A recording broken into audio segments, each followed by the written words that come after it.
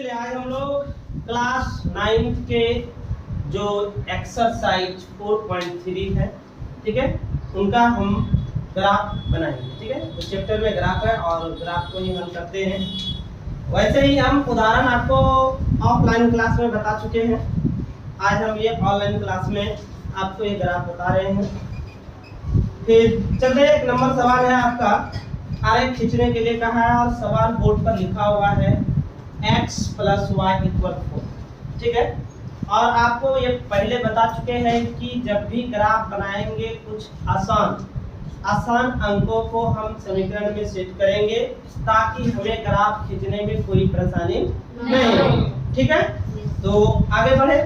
तो इस तरह से हमें सवाल बनाने से पहले अपने कॉपी पे इस तरह से कॉलम बनाएंगे और कॉलम में जब भी ग्राफ खींचेंगे तो कम से कम 2 हल होने चाहिए। 2 से ज्यादा आप कितना बना सकते हैं, 2, 4, 6, लेकिन आसान करना है और ग्राफ ध्यान से बनाना होगा, क्योंकि ग्राफ में जो लाइन खींची रहती है उसमें क्या होता है कि छोटी छोटी रेखाएं होती है और उस रेखाओं को आप अगर ध्यान से नहीं देख पाते हो तो आपका टाइम भी व्यर्थ हो जाएगा और ग्राफ भी सही नहीं होगा। इसलिए ग्राफ जब भी बनाओ तो एकदम रिफ्रेश मूड में, शांत मूड में। ठीक है, चलिए ग्राफ को बनाने के लिए हम लोग तैयार होते हैं। तो सबसे पहले इस तरह से कॉलम बनाने के बाद मैंने बताया था कि आपको एक आसान वर्ड चुनना, आसान संख्या चुनना है। ठीक है, आसान संख्या जब चुनोगे तब फिर सवाल बनाने में आसान होगा, यानी ग्राफ खींचने में आसान होगा। अब है आपका इस तरह से कॉलम बनाने के बाद सबसे पहले हम यहाँ पर मान लेंगे। ठीक है, माना कि x का मान, चलो 0 रखते हैं। माना कि x का मान क्या रखते हैं, 0 रखते हैं। अब हम सवाल बनाते हैं। ऊपर में जो सवाल है उसे नीचे लिखना है। x + y = 4। x का मान 0 रखा तो यहाँ पर भी 0 रखा, प्लस y = 4, y = 0, 4 - 0, तो -0 है तो 0 का तो कोई वैल्यू नहीं है, तो मैं यहाँ पर 4 लिख सकता हूँ। y का मान 4। अब हम क्या करते हैं, ऐसी कोई संख्या को फिर चुनते हैं और इस तरह से समीकरण फिर लिखेंगे। माना कि x = 4 रखने पर, अब यहाँ 4 रख देते। ठीक है, और उसके बाद देखते हैं, चलो यहाँ 4 रख दिया और ये समीकरण उतार लेते हैं। x + y = 4 और 4 है समीकरण में ना, तो ये इसका मान 4 प्लस हो गया y = 4 और फिर इस तरह से हल करते हुए आगे बढ़ते हैं तो हो जाता आपका y = 4 - 4, तो y हो गया कितना, 0। चलिए ये 0 यहाँ आ गया ना। देखिए शायद हम लोग आसान संख्या चुने तो इस तरह से समीकरण तैयार हुआ मेरा। अब आपके पास ग्राफ कॉपी होगा। ग्राफ कॉपी में हम पहले बताए थे, चलिए हम एक कॉपी बनाते हैं अपने बोर्ड पर और आपके पास कॉपी है ही। ठीक है, इस तरह से मान लीजिए मेरा एक ग्राफ कॉपी है। आप क्या कीजिएगा, ग्राफ का जो बीच वाला भाग होगा इस तरह से चिन्ह करके गिनती के साथ ना, कभी कभी ग्राफ में ऐसा होता है कि जब लाइनिंग खींचते हैं या गिनते हैं तो देखते हैं कि यहाँ 16 है तो बीच में 8 आ गया, 8 पर रेखा खींच देते हैं। लेकिन इधर से जब गिनते हैं तो कभी कभी 16 के बजाय 17 है, तब सर आधा कहाँ लेंगे ना, ऐसा सवाल आता है। तो आधा का मतलब एक ऊपर ले लेंगे या तो एक लाइन नीचे ले लेंगे। उस तरह से आप अपने ग्राफ वाले कॉपी पर स्केल और पेंसिल की सहायता से खींचेंगे। कभी भी ग्राफ कलम से नहीं बनाएंगे, क्योंकि इसीलिए कि कलम से बनाने पर अगर आपका ग्राफ में लाइनिंग जो आता है वह गलत हो जाए तो आप उसे मिटा नहीं सकते, फिर आपका पेज बर्बाद हो जाएगा। इनके लिए आप क्या कीजिए कि उसे जब भी ग्राफ बनाना है पेंसिल की सहायता से, ताकि गलत होने पर उसे मिटा करके हम अपने गलतियों पे सुधार कर सकते हैं। चलिए इस तरह से आप अपने कॉपी पे लाइनिंग खींच लोगे। खींचने के बाद क्या करें, इसमें आपको पता है कि इसे चतुर्थांश 4 भागों में ये बटा है। ये पहला भाग है, ये सेकंड है, ये थर्ड है और ये फोर्थ है ना। तो उनके बाद फिर ये अक्ष मानते हैं हम लोग, x अक्ष, y अक्ष, x डैश, y डैश, इस तरह से मानते हैं। चलिए हम भी मान लेते हैं। तो ये होता है ये x, तो ये x डैश, ये है y, तो ये हो गया आपका y डैश। आप ऐसे नहीं है कि सर यहाँ पर हम x नहीं मान सकते, यहाँ पर नहीं मान सकते, यहाँ नहीं मान सकते, यहाँ y नहीं मान सकते, यहाँ y डैश नहीं मान सकते, तो आप मान सकते हैं, ठीक है। लेकिन जो सटीक लगे वही चीज आप सेट कीजिए, ताकि कोई भी जनरल व्यक्ति भी मैथ समझने वाला या बताने वाला हो, नॉर्मल व्यक्ति, तो वह भी समझ जाए, ठीक है। तो हम साधारण आपको बता रहे हैं, आप भी इसी तरह से सीखिए, ठीक है। x हो गया, ये x डैश हो गया, ये y हो गया, ये y डैश हो गया। आपको पता है कि जहाँ x अक्षर वहाँ प्लस में संख्याएं को लिखी जाती है, जहाँ डैश लग गया हो वहाँ पर संख्या माइनस में लिखी जाती है। चलिए हम उसी तरह से संख्या को इस पर सेट करते हैं। यहाँ पर सबसे पहले 0 बिंदु पर ये कट कर रही है, या 1 हो गया, या 2 हो गया, या 3 हो गया, या 4 है, 5 है, 6 है, 7 है। उसी तरह से इधर भी 1 2 3 4 5 6 7, सेम इधर भी चलेगा, 1 2 3 4 5 6 7, 1 2 3 4 5 6 7। इस तरह से संख्याओं को इस पर सेट करना है, क्योंकि चूंकि मेरे बोर्ड पर ग्राफ नहीं है तो इसलिए हमको इतना मेहनत करना पड़ रहा है। आपको शायद इतना करना नहीं पड़ेगा, आप लिखते चलिए वहाँ पर 1 2 3 4 5 6 7। सारी संख्या इधर माइनस में, -1 -2 -3 -4 -5 -6 -7। यहाँ भी सेम, -1 -2 -3 -4 -5 -6 -7, सेम। इस तरह से संख्या आप अपने ग्राफों पर सेट करते हैं। उनके बाद क्या करना है, यहाँ पर संख्या आपका देखिए कॉलम में है 0 और 4, तो आप 0 है x अक्ष पर, आप अपने ग्राफ पे आ जाओ, 0 x अक्ष पर 0, यहाँ पर पॉइंट आ गया। दूसरा y अक्ष प्लस में है 4, y अक्ष प्लस में 4 कहाँ है, यहाँ, ये बिंदु पर कॉलम कर दिए। उनके बाद फिर दूसरा पॉइंट चलते हैं, फिर है 4 और 0। x अक्ष पर 4 जाना है प्लस में, x अक्ष यहाँ है वो भी प्लस में 4 आना है, आ गए। और y अक्ष पर 0 आना है भाई, y अक्ष पर 0 आए, पॉइंट किया ना।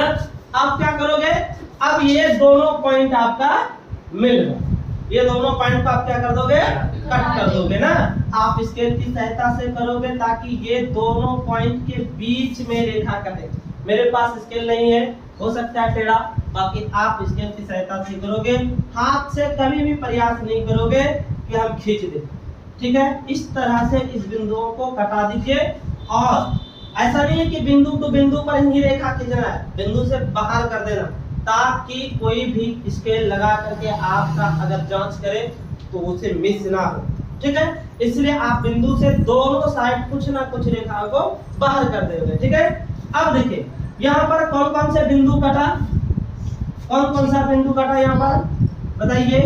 एक कॉलम यहाँ पर तो 0 0 कट गया, दूसरा कट गया क्या भाई, 4 और 0 ना, 4 और 0, तो यहाँ से 0 4 और 0। पहले क्या लिया मैंने 4 और दूसरा क्या लिया 0, इसका मतलब है यहाँ 4, यहाँ देख लो, यहाँ से समझ में आएगा आपको, पहले 0 उसके बाद 4, तो 0 और 4 कहाँ पर आया, 0 आया यहाँ और 4 आया, इसका मतलब है यहाँ पर लिखेंगे 0, 4 और ऊपर वाला कहाँ गया 4, 0, यहाँ पर लिखना है 4, 0 लिख दिए। आपने जिस समीकरण को हल किए वे समीकरण को इस रेखाओं पर दर्शाना, ताकि ऐसा हो कि कॉपी जब जांच करे तो आपको लगे कि ये समीकरण हल किया है तो ये ग्राफ तैयार होगा, ठीक है। इसलिए ये रेखाओं पर आपको ये समीकरण को लिखना होगा। समीकरण है x + y पर 4, तो आप इस रेखाओं पर x + y = 4 लिख सकते हैं और ये आपका ग्राफ तैयार है। शायद आप लोगों को समझ में आया होगा। फिर नेक्स्ट सवालों पर हम लोग चर्चा करते हैं। आप लोग पहला नंबर सवाल देखा, जो समीकरण था x + y = 4, ये था। और अब हम उसी का रोमन संख्या 2। तो देखिए क्या है रोमन संख्या 2 में समीकरण है x minus y equal 2, x minus y equal 2 और सेम इसी तरह से जो आपने पहला नंबर का सवाल देखा सेम वही प्रोसेस इसमें भी लागू करेंगे। ठीक है, तो सबसे पहले हम करते हैं उन्हीं तरह 2 कॉलम तैयार कर ले हम लोग भी, और हम लोग 2 कॉलम तैयार कर ले। ठीक है, यस सर। और उसके बाद फिर हम लोग बताए थे कि हम x का मान मानते हैं, y का मान निकालते हैं, फिर कम से कम 2 संख्याओं को इस प्रकार से करते हैं। चलो निकालते हैं। लेकिन ये संख्या को हम कुछ ऐसे संख्या चुनेंगे ताकि ये ग्राफ बनाने में हमें कोई कठिनाई नहीं हो, पॉइंट में नहीं आना चाहिए। क्योंकि पॉइंट में भी आएगा तो बनेगा, ऐसा बात नहीं है कि नहीं बनेगा, क्योंकि आपके पास ग्राफ कॉपी होंगे, आप ग्राफ में पहला नंबर सवाल बनाए होंगे, तो आप उसमें जब अकाउंटिंग किए होंगे, गिनती किए होंगे, तो वे छोटे बॉक्स में 10 छोटी छोटी रेखाएं। Yes sir. तो हम सवाल को पॉइंट में भी ले जाएंगे तो हम बना सकते हैं, क्या सही है? Yes sir. लेकिन कोशिश करेंगे कि संख्या मेरा पॉइंट में नहीं आए। अगर पॉइंट में आ जाए तो दिक्कत नहीं है, लेकिन दिक्कतें इतनी होती है कि बस परेशान से बना रहे हैं, हो सकता है पॉइंट में गिनने में एक लाइन देसिए में चिन्ह लग जाए और मेरा सवाल गलत। इसलिए हम कोशिश करते हैं कि सवाल में पॉइंट नहीं आना चाहिए। ठीक है, चलिए सवाल में सबसे पहले मानते हैं ये x और ये y संख्या है। मान लेंगे कि माना कि x इक्वल क्या मान ले हम लोग? 0 क्या 2 मान लेते? चलिए 0 नहीं 2 मान लेते। ठीक है, 2 मान लेते हैं। अब उसके बाद ये सवाल बनाते हैं हम लोग। ये हो गया x minus y equal two, x का मान 2 माने थे, minus y equal 2, minus y equal हो जाएगा 2 माइनस 2। क्या देख रहे हो सभी? उसके बाद है y equal minus y equal 2 में 2 घटा 0 हो गया। क्या ये 0 अगर इधर भाग में चले आए, यानी चूंकि इसके आगे में 1 छिपा हुआ है, हम यहाँ पर ये कर सकते हैं y इक्वल 0 अपॉन माइनस 1। अगर भाग देते तो ये संख्या किसमें प्राप्त होती है? 0। तो चलिए यहाँ पर 2 मान लेते हैं और 0 हासिल।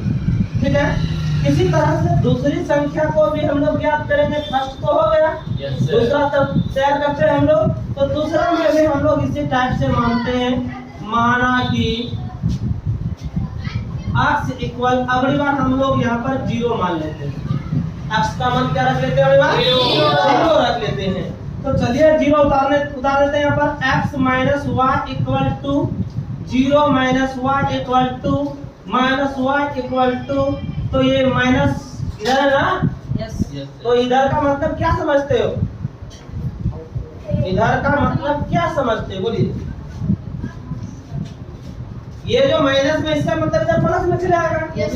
नहीं, ये नहीं होता है, ये गुना में ना है। देखिए इसके आगे तो 1 छिपा हुआ है, तो उसका गुना में है, तो इधर किस में? बटे में आ जाएगा।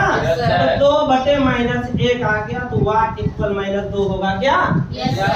होगा? यही तो हुआ, या माइनस 2 आ गया। अब मेरा समीकरण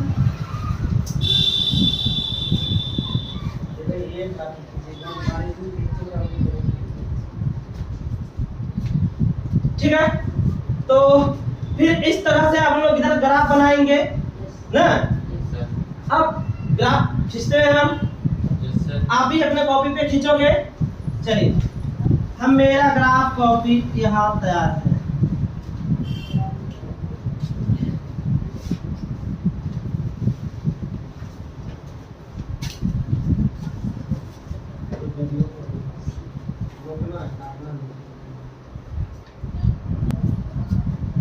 चलिए इस तरह का अब हम लोग ये कॉलम खींचते हैं, इसमें ग्राफ बनाते हैं। तो मैंने पहले ही बताया था, कुछ बच्चे क्या करता है कि ग्राफ की कॉपी इतनी बड़ी है, ठीक है, इतनी बड़ी, और कोई बच्चे क्या करता है कि इसमें जो लाइनिंग खींचता है ये कॉपी के आधे में खींचता है, इतने सा। अब इधर इतना छोड़ दिया, इतना छोड़ दिया, इतना छोड़ दिया, इतना छोड़ दिया। लेकिन इस तरह नहीं करना, ये गलत हो जाएगा। इस तरह आप अपने कॉपी में कॉलम नहीं खींचनी है। अगर खींचते हो तो ये आपका ग्राफ गलत होता है, ठीक है। तो आपको क्या करनी है, मैंने पहले ही ग्राफ में आपको बताया कि पूरा कॉपी का लाइनिंग होनी चाहिए, ठीक है। तो आप इस तरह से पूरे कॉपी का लाइनिंग करोगे और उनके बाद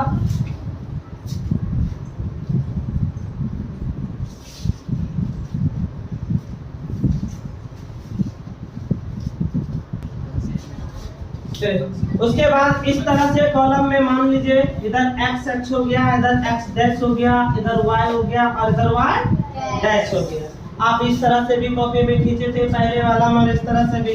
फिर कॉलम होगा यहाँ से 0 से शुरू, इधर 1 फिर 2 3 4 चलिए 5। मेरे कॉपी में तो 5 तक हटा, मैंने 5 तक लिखा। आप अपना कॉपी में जाएंगे -1 -2 -3 -4 -5। इधर भी इस तरह से माइनस में -1 -2 -3 -4 -5। इस तरह से आप भी अपने कॉपियों पर कर दीजिए और इधर सारे ऊपर प्लस हो जाएगा 1 2 3 4 5। इस तरह से संख्याएं हमने ग्राफों पर ऐड कर दिया। अब हम क्या करेंगे, सबसे पहले आपको देखें कि y का मान x का मान कितने हैं 2। x का मान कितने हैं 2। तो ये x का मान यानी x प्लस में है, x का हम चले जाएंगे 2 पर। चलिए आ जाइए, पॉइंट बना दीजिए हम 2 पर। आप भी इस तरह से पॉइंट बना दोगे। पॉइंट ऐसा गहरा होनी चाहिए जो दिखे। आप भी पेंसिल की सहायता से आप वहां पर गहरा पॉइंट बनाओगे। फिर y कॉलम में 0 है, 0 तो बीच में है। उसके बाद फिर x अक्ष पर 0 आ जाना है, तो x अक्ष 0 तो पॉइंट बीच में है ही और y अक्ष पर -2 है, तो माइनस पर आना है, y अक्ष में आना है, तो y अक्ष में माइनस यहाँ पर है।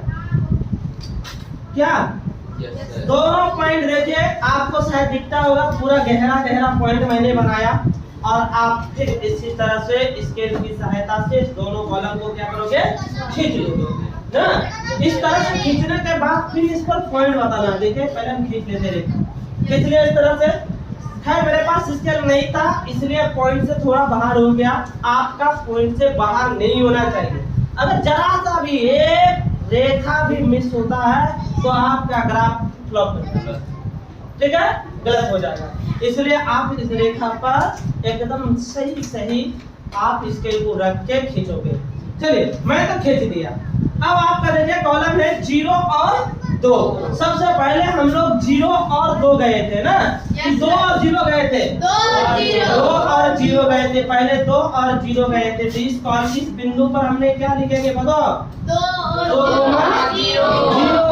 और फिर नीचे वाला पर क्या लिखेंगे 0 -2। इस कॉलम में लिखेंगे 0, -2। मैंने बताया था कि जिस समीकरण को हल किया है उस रेखा पर उस समीकरण को भी आपको दर्शाना पड़ेगा। तो दर्शा देते हम लोग x - y = 2। चलिए समीकरण को हम दर्शा दिया और ये ग्राफ हो गया फाइनल। शायद आप लोगों को समझ में आया होगा। और फिर इसी तरह से आप, ये मैंने 2 सवाल बताया, आप 3 4 जो उसमें सवाल है वह आप भी बना करके प्रयास कीजिए। और अगर आपसे नहीं बनता है तो आप कमेंट में लिखिएगा ताकि मैं फिर इसका अगला वीडियो आपको दे सकूं। ठीक है, आज का क्लास यही तक, फिर मिलते हैं अगले क्लास।